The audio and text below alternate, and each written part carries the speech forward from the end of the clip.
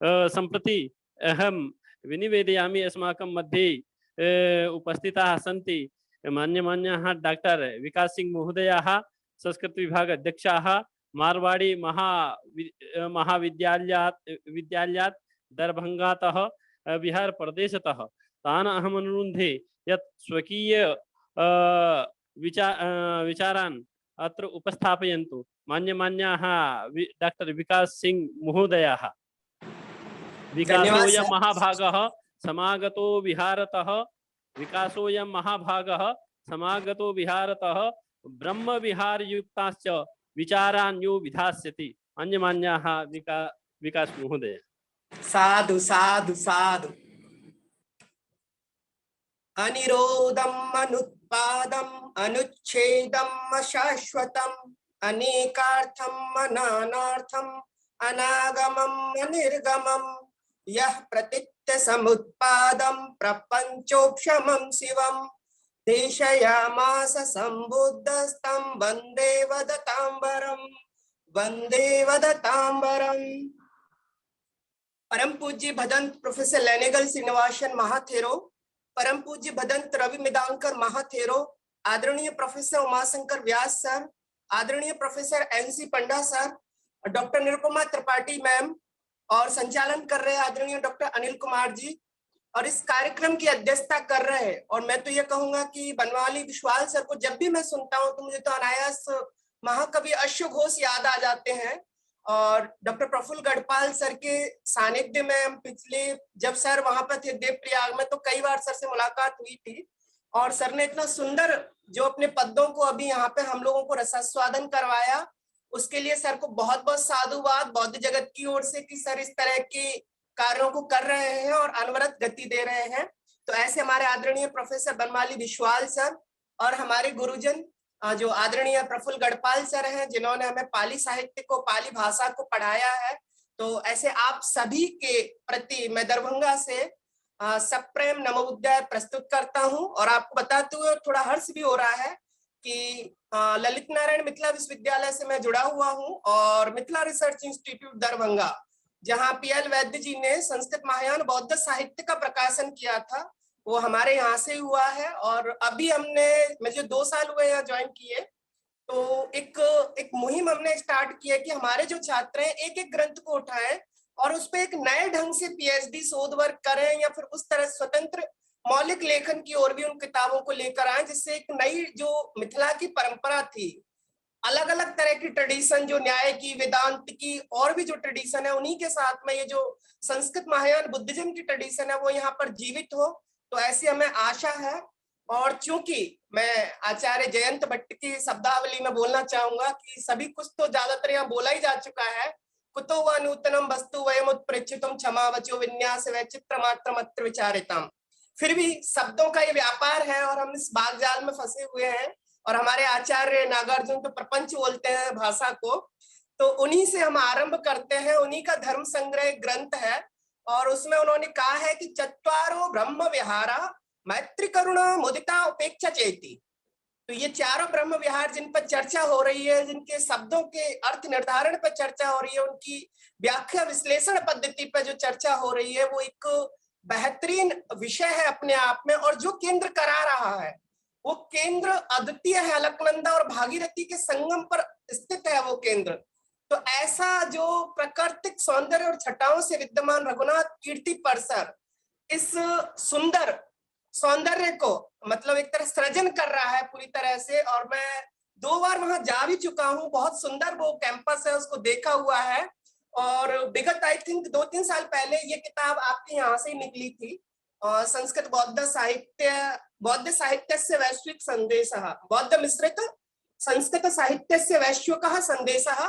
Praful गढ़पाल sir जब वहां पे थे तो उन्होंने उसको एडिट किया था। और ये एक आधुनिक काल में, मैं कहूंगा कि आधुनिक काल में जो बुद्धिस्ट संस्कृत लिटरेचर है, और उसमें भी specially Buddhist hybrid Sanskrit literature, उसके लिए एक संदर्भ ग्रंथ है। और एक ऐसा मटेरियल सर ने तैयार किया था, वहां सब कुछ का कलेक्शन उसमें है। तो जो भी रिसर्च स्टूडेंट यहाँ जुड़े हुए हैं, देख रहे हैं और इस क्षेत्र में काम करना भी चाहते हैं, तो वो इस बुक को, ये जो आपके यहाँ देवप्रयाग से छपी हुई है, उस किताब को अपना आधार बनाएं और उसमें आपको आइडियाज भी मिलेंगे, रिसर्च एरियाज किस किस तरह से डायमेंशन खोला जा सकता है।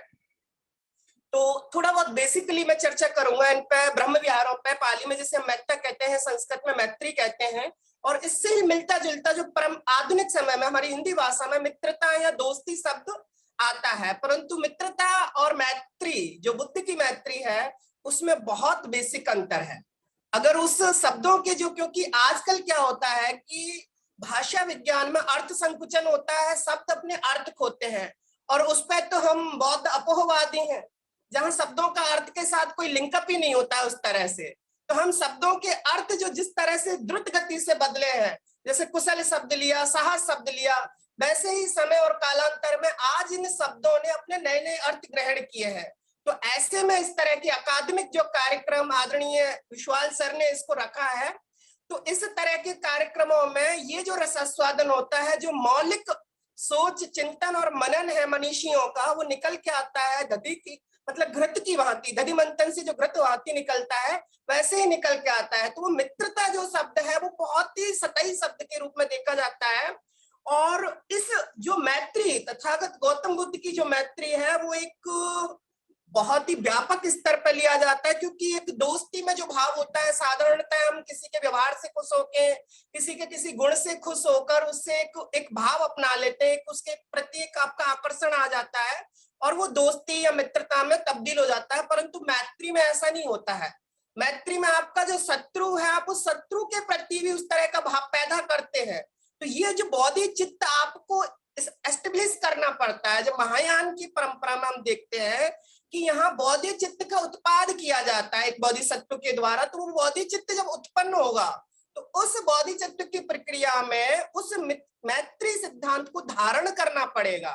और जब आप मैत्री को धारण करेंगे तो जो आदरणीय भंते मिदांकर थेरो जी ने कोट किया कि ना ही वैरेन वैरानी समन्तीत कुदा चनंग वैरेन च सम्मति सधम्मो सनंतनो।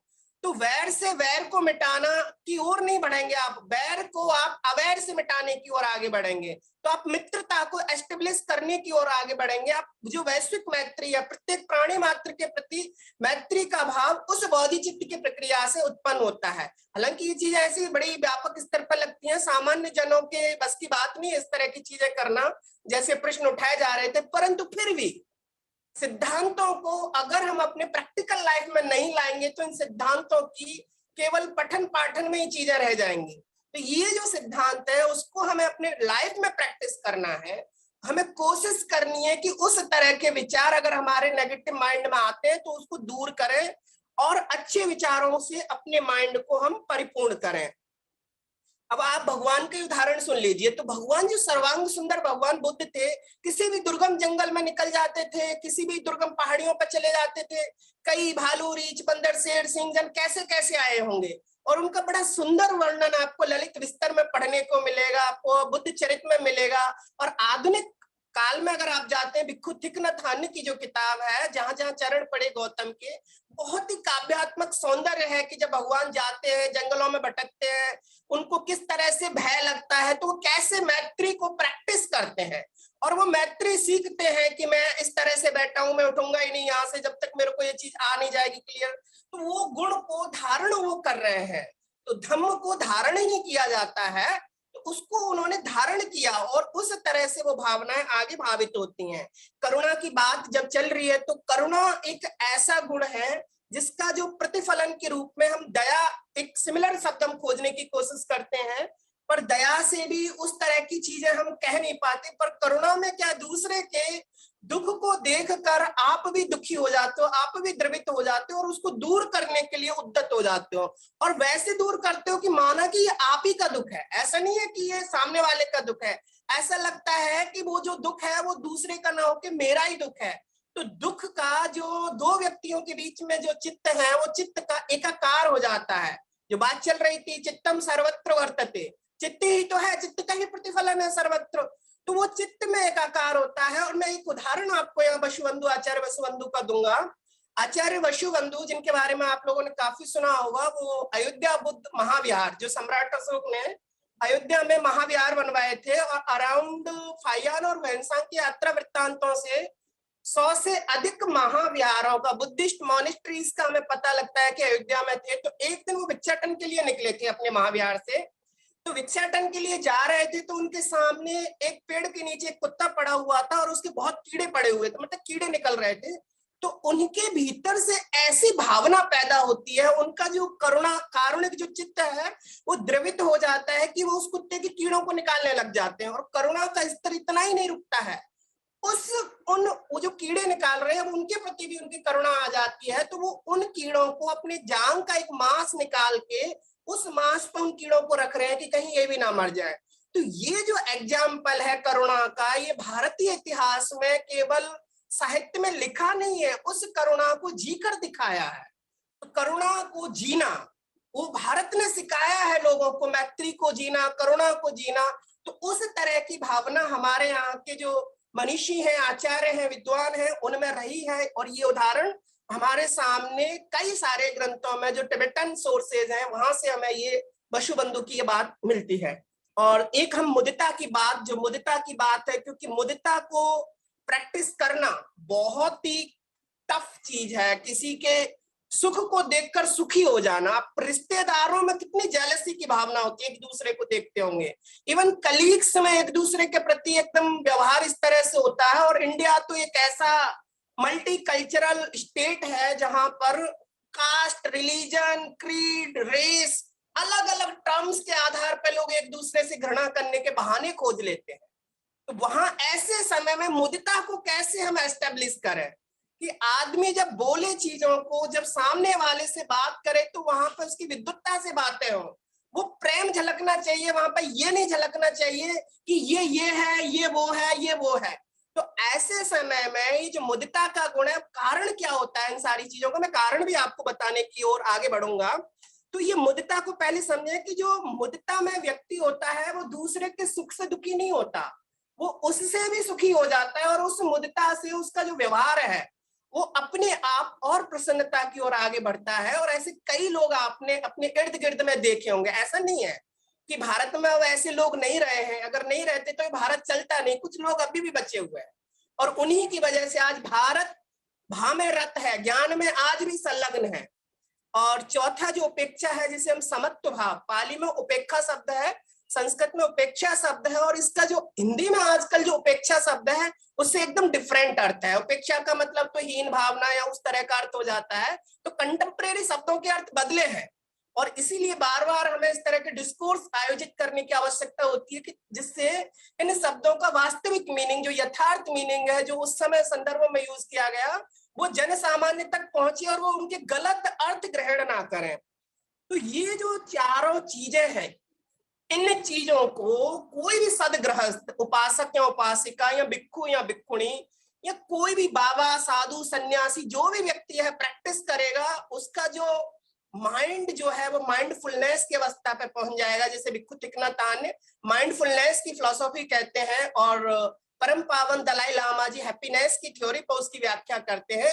तो आपका जो माइंड है एनलाइटमेंट की ओर जाएगा। तो उस एनलाइटमेंट के लिए दिक्कत कहाँ पे आती है कि ये चारों शब्द बन के रह जाते हैं, क्योंकि हमारी जो संस्कृति, आचरण और विनिमय के मूल्य होते हैं कई बार हमें मिल जाते हैं संस्कारों में, और कई बार किसी को ये चीजें मिल नहीं पाती हैं।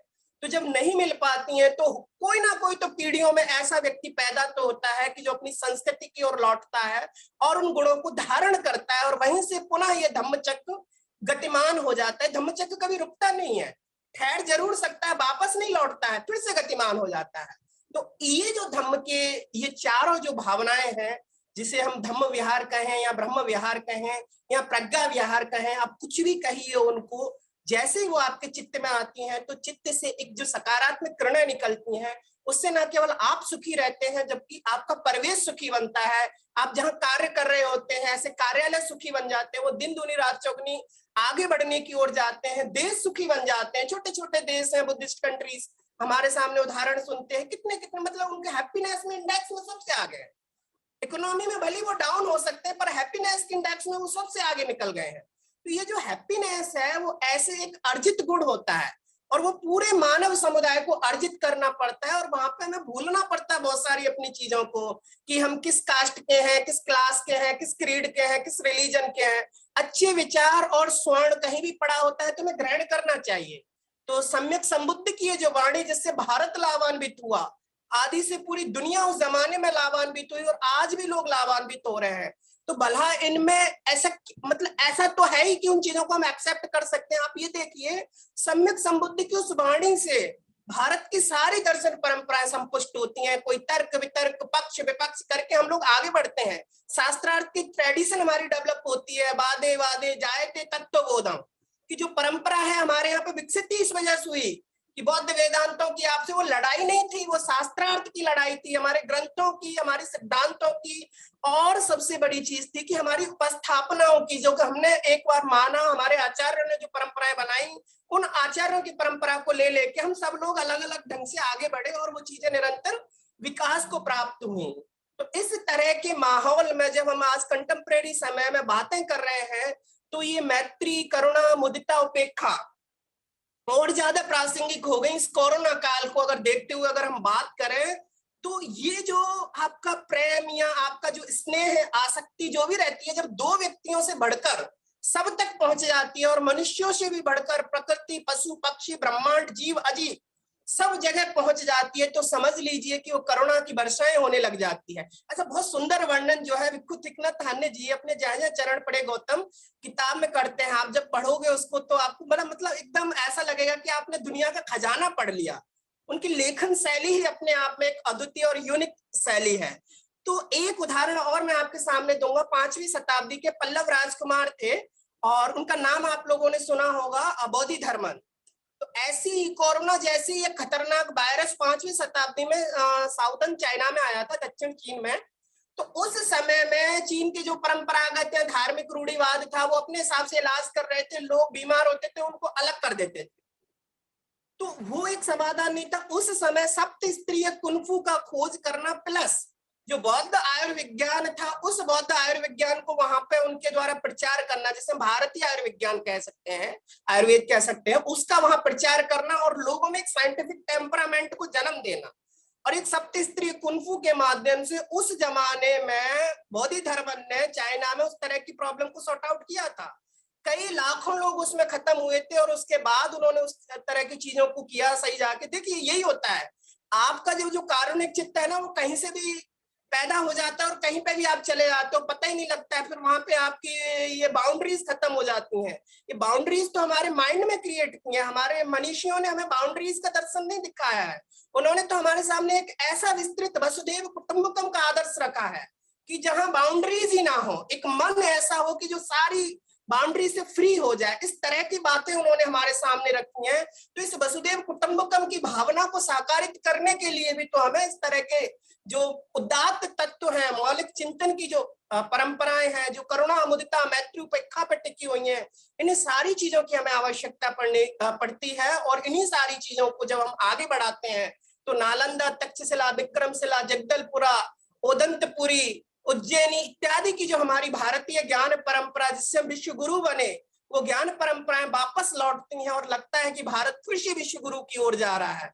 तो तथागत की शिक्षाओं को हमें अपने हृदय में स्थान देने की आवश्यकता है, कि उन शिक्षाओं को हम अपने हृदय में धारण करें, और धारण करते हुए जन सामान्य का कल्याण करें। थोड़ी देर के लिए बस भूल जाइए माइंड से कि आप किस संस्कृति या किस विचार को मानते हैं। बुद्ध आपके ही हैं, बस आपको उनको स्वीकार करना है। घर में मूर्ति लगा ली है, उस मूर्ति के साथ में बुद्ध के विचारों को भी अगली पीढ़ी तक हमें पहुंचाना है। और जिससे कि ये जो सिद्धांत आज हम डिस्कोर्स में ला रहे हैं, केवल सिद्धांत ना बने, वो हमारी संस्कृति का हिस्सा होना चाहिए। कि जब कल कोई बाहर से इंडिया में आए, तो वो देखे कि देखो करुणा की ये लोग प्रैक्टिस करते हैं, करुणा पे गीत नहीं गाते हैं, ये मुदिता के गीत नहीं गाते हैं, मुदिता पे ये लोग प्रैक्टिस करते हैं। इनको देखकर, हमें देखकर कोई दूसरा हमसे प्रभावित होना चाहिए। किसी लाइन के पैरेलल में उसको खत्म करने से अच्छा एक अच्छी लाइन बनाइए, और एक ऐसी लाइन बनाइए कि वो सामने वाली लाइन आपकी छोटी पड़ जाए। तो इन्हीं उदात्त गुणों को हमें अपने जीवन का हिस्सा बनाना चाहिए। और आप लोगों ने मुझे बड़े धैर्यपूर्वक सुना, और आप सभी ने मुझे समय दिया। सभी लोगों का मैं बहुत बहुत धन्यवाद ज्ञापित करता हूँ, साधुवाद ज्ञापित करता हूँ। एक बार पुनः आप सभी को नमो बुद्धाय।